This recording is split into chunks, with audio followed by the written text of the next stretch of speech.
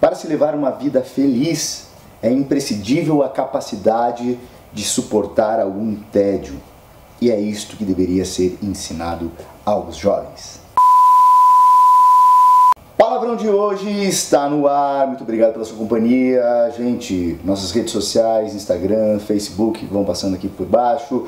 Não esquece, por favor, levanta esse palavrão, deixa ele soar alto e, por favor, se inscreva aqui no YouTube, caso ainda você não seja um dos nossos inscritos. Não esquece de ativar os sininhos e vamos que vamos. Distribua esse programa se você gostar, chegar até o fim, para todo mundo da família, e conversaremos sempre sobre boa literatura, sobre boas reflexões, como essa aqui.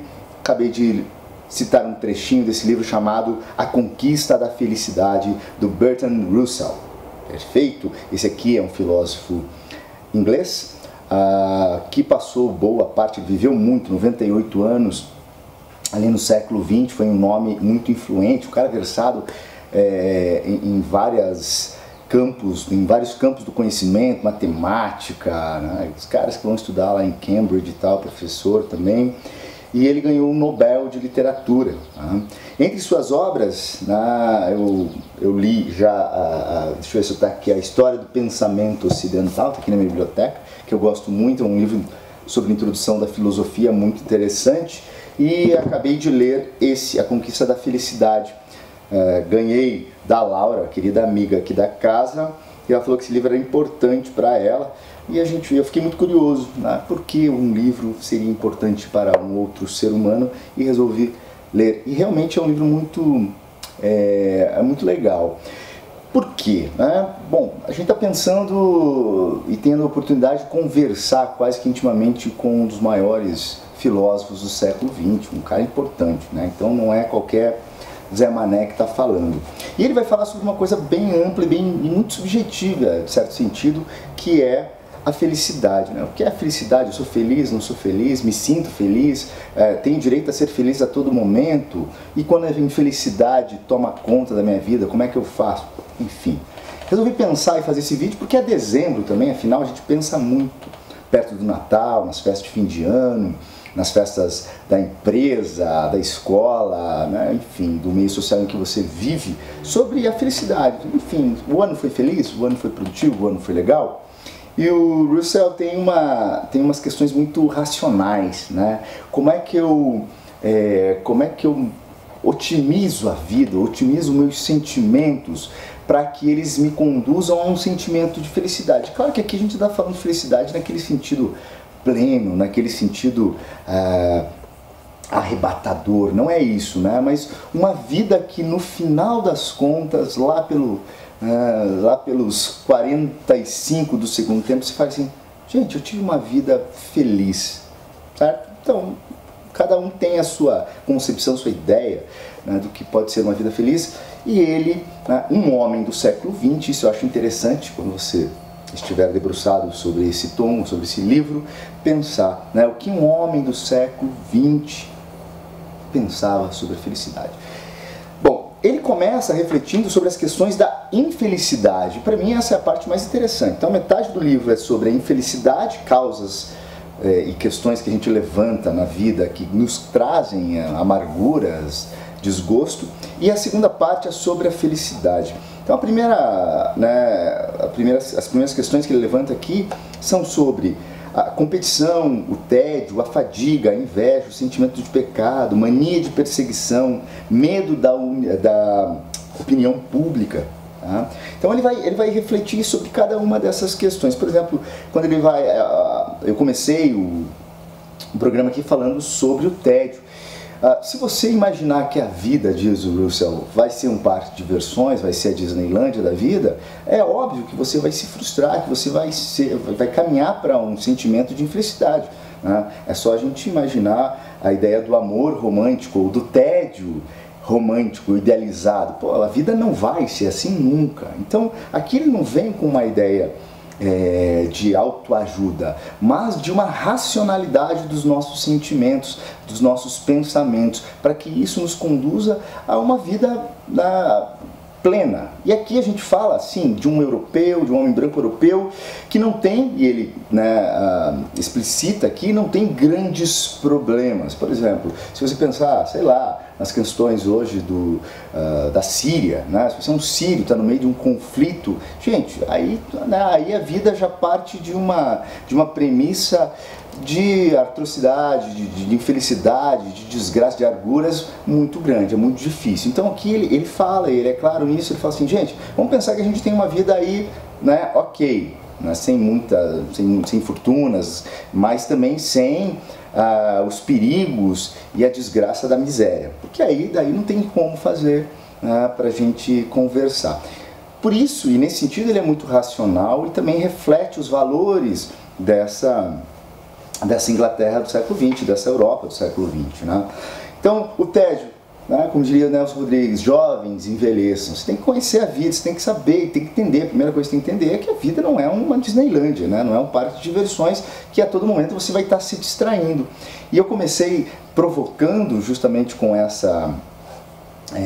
esse trecho, porque hoje a gente vê muito isso. Não são só as crianças, né, os jovens que querem distração, mas todos procuram distração. Em certo momento da vida, né, velhos, jovens, todo mundo está procurando distração, está procurando algo para se distrair, para que o tempo passe, para que a gente não fique entediado. Certo? Mas e aí? Ele fala sobre o tédio produtivo, sobre os momentos de pensar, os momentos de reflexão. A leitura é um momento de compenetração e que a gente precisa de tempo. E a gente vê muita gente falando que se entedia lendo, né? Que não consegue ter essa concentração plena para fazer essas atividades. Certo? Ele fala muito sobre o mundo do trabalho, né? A mania de perseguição, o cara que sempre acha na festa de final de ano que está todo mundo perseguindo ele, por isso que ele nunca consegue aquele posto ou aquela titulação que ele tanto imagina. O medo da opinião pública também, o sujeito que freia todos os seus atos pensando e sempre esperando o olhar do outro. O olhar do outro é muito pesado sobre ele. Então são questões bem gerais e aposto que todo mundo em certo momento da vida pensa um pouco nisso. Né? Ou se não pensa, está aqui um bom livro para você refletir e começar a observar que não é só você que tem medo da opinião pública. Agora, ter medo da opinião pública tem que ter um momento em que você consegue romper isso e que isso não atrapalhe essas suas atividades intelectuais ou suas atividades profissionais, certo? Bom, partindo para a segunda parte do livro, que ocupa metade dele, né? A felicidade. E aí, a felicidade ainda possível? Ele pergunta. Então daí ele vai fazer essas ponderações sobre a miséria, sobre a desgraça. Né? Daí a gente está num plano que, claro, tem elementos exteriores que não, né, que se você não dominar e se você não conseguir escapar, ele te conduz para uma vida, né, muito miserável, muito sofrida. Tá? Mas tirando esses elementos do caminho e pensando, né, num sujeito classe média, tranquilo, que vai poder pensar sobre essas coisas, afinal a gente está falando de filosofia, né? Ele vai falar sobre o entusiasmo, se entusiasmar pela vida, a afeição, a família, então aqui os valores, né, já do século XX, o trabalho, os filhos, e como você relaciona, como você consegue olhar para o trabalho, olhar para a família e arranjar tempo para essas coisas, organizar tudo isso para que você consiga viver melhor, diz ele, né? Os interesses impessoais, ele fala aqui dos hobbies, né? Pô, leitura, o sujeito que gosta de correr, de esportes, e se você somente se compromete com as suas atividades profissionais, diz o nosso Russell, né? Fica muito difícil você pensar que você pode atingir, né, esse gozo, essa felicidade.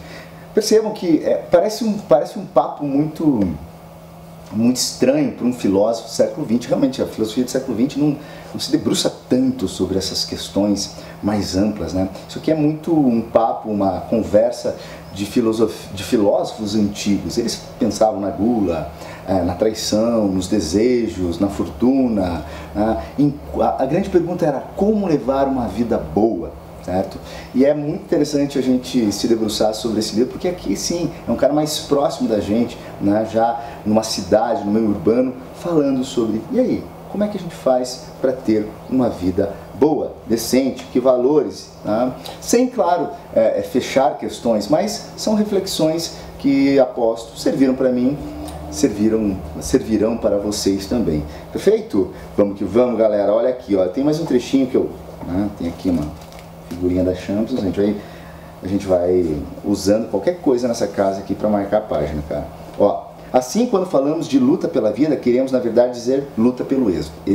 Aqui ele está falando sobre a competição, como a competição pode ser ruim se você encarar o mundo somente competindo, né? Então, ó, uma coisa é você competir pelo último pão, né, do mundo, outra coisa é sobre um animal que você tem que comer, que está passando fome. Mas ele fala assim, nos meios urbanos onde ele participa, a luta é por coisa muito menor, é por eclipsar os seus vizinhos, ou seja, você quer o quê? Você quer ser melhor, quer ter uma casa melhor, uma vida melhor, uma grama melhor que o seu vizinho. Então, para ele isso é muito pouco, isso é muito mesquinho, né? O que as pessoas temem quando se lançam à luta, né? Quando ele fala assim, vou à luta quando vou trabalhar, não é não poder conseguir um café da manhã no dia seguinte. Isso todo mundo tem garantido, né? A princípio, falando nesse meio. Mas sim, não conseguir eclipsar os seus vizinhos. Beleza? Então, presta atenção, gente. Um homem do século XX falando sobre felicidade para uma certa parcela europeia, né, ou brasileira, que tem já garantido o seu café com pão, seu café quentinho de manhã. Beleza? Então tá aqui uma ótima leitura para o seu final de ano de 2018, boas reflexões para começar um 2019 bacana e intelectualmente compenetrado e forte. Beleza? Deixa aqui seu comentário, conversa comigo, gente, pelo amor de Deus, deixa aqui nos comentários, me deixa sozinho nesse lugar aqui, comenta aqui o que é que você achou do vídeo e compartilha com quem você gosta, com quem você ama, com as pessoas que você pensa que vão gostar também desse vídeo. Valeu, tchau, tchau.